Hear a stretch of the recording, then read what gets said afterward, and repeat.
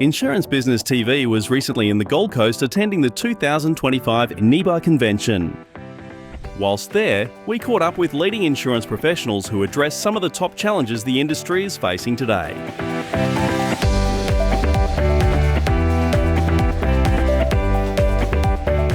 Look, it's a great question. I think mergers and acquisitions can be really valuable, providing we take all the stakeholders into account. I mean, obviously you've got the clients impacted in a transaction of M&A, you've got the brokers impacted, you've got the insurers relationship, and also the shareholders as well. I think providing that the deal's approached considering all of those stakeholders are not necessarily just in the interest of the shareholder, it can be a really good outcome. So firstly, from a client perspective, there's benefit to the client in having an access to a broader range of products and services through a broking business as it merges and acquires over time. From a broking point of view, they can share their depth of experience across the business. It also assists with other succession-related challenges within a business where you've got new generations coming into the group.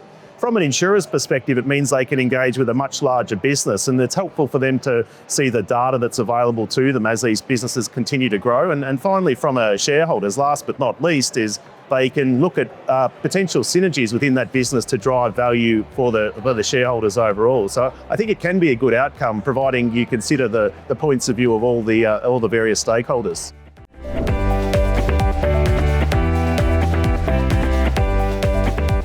I think once again, you need to look at the customer at the end of the line and really consider how does that transaction benefit them. And if there's no benefit for the client, well, it shouldn't proceed, right? So, yeah.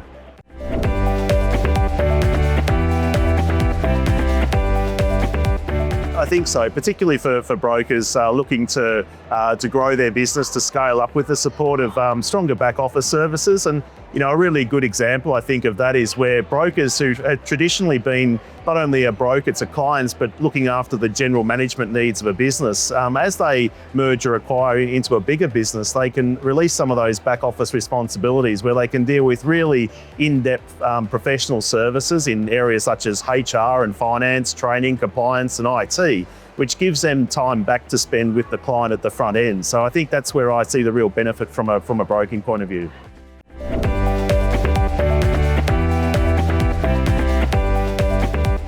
Well, there is, and there seems to be an evolution happening beyond just the consolidation, and that is that the younger generation coming through the ranks, if they can't see a clear way to the top of that broking business, because they're quite ambitious, the young brokers, they'll go out and do it on their own, and a really good pathway for them to do that is by becoming an authorised representative or an AR of a licensee. We're seeing incredible growth in the AR space, but at the same time, as their AR businesses become bigger and bigger, they're also looking to release some of that capital over time as well and merge into a larger business to share in those back office support. So I think there's various levels to this. There's the smaller mum and dad broking business or the AR business. Eventually they get to a size where it's just not viable to continue on dealing with all of the specific areas of running a business, whether that be dealing with the regulatory change, the technology change, and everything that's impacting on their ability to provide better service to their clients. So it naturally leads to them partnering up with a larger organisation. That in turn feeds the M&A activity or the consolidation, but that in turn drives others out of the business into becoming ARs as well. So it's an interesting cycle, the way that tends to work, I find. Yeah.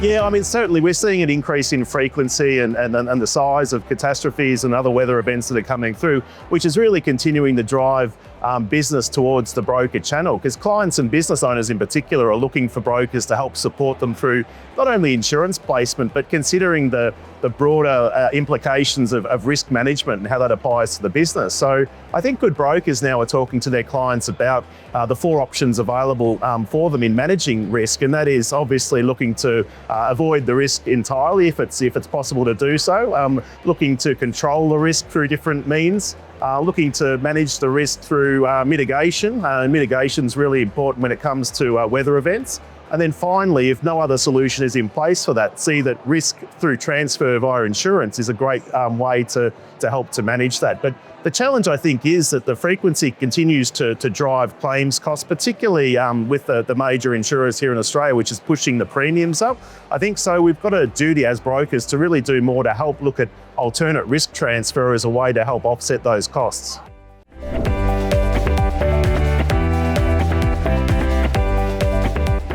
Well, that's why mitigation plays such a big role in this. And I think we've got to work closely with government, as NIBA are doing, to really help them understand that what is actually causing the increasing losses across the country, and put in place practical ways to avoid building in flood zones or other areas that are highly cat exposed, to try and reduce the cost of those nat cat claims as they run through. Yeah.